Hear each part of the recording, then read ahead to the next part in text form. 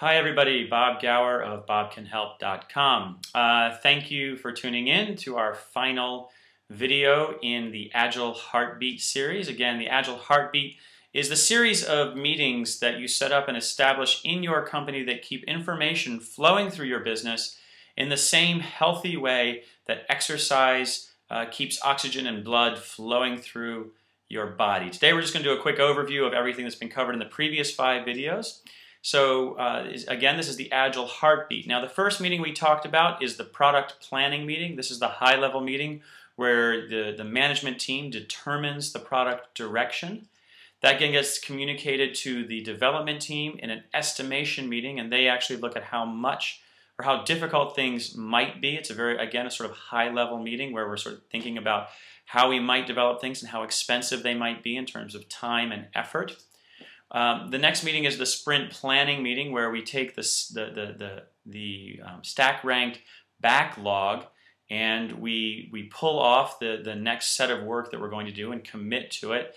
Again, we task it out and then commit in that meeting. And again, a sprint is a 1 to 2 week well-defined period where we commit to doing a certain amount of work. Now, this meeting is very much for developers, though product does lead the meeting and is part of the meeting. The next meeting is the daily stand-up meeting, and in that meeting, the developers get together, look at each other, and say, how are things going? They answer 3 very specific questions, which you can catch in the previous video. And the last meeting in the process is the sprint retrospective. Now, I didn't cover it in this series, though I have covered it in a previous series.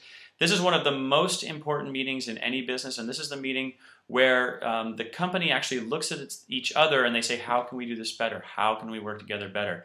And this idea of continuous improvement is sort of embodied in this meeting. Now, all of these things in the Agile Heartbeat add up to one thing, and that is information flow through your business without crisis. And what do I mean by that? I mean that by setting up these meetings, so you're looking at each other on a regular basis and sharing information and specific kinds of information, you're coordinating action, you're keeping the business on track with these meetings. It's very, very important that you keep these meetings because keeping on track is constant course corrections, and these meetings are all about constant course corrections. Now, if you don't have this Agile Heartbeat set up, when are you going to change course? You're going to change course when you hit crisis.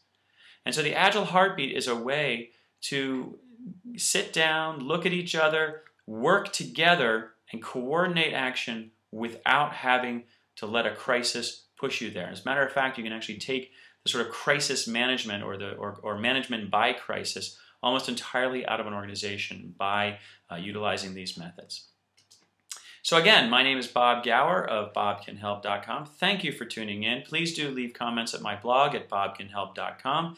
You can also reach me directly at bob@bobcanhelp.com via email. Thanks for tuning in, and in our next series of videos, we're going to look at what makes an effective meeting. We've looked at what kinds of meetings we should have. Now let's look at how to have those meetings. How are we going to be in those meetings? Thanks again for tuning in. I look forward to talking to you soon.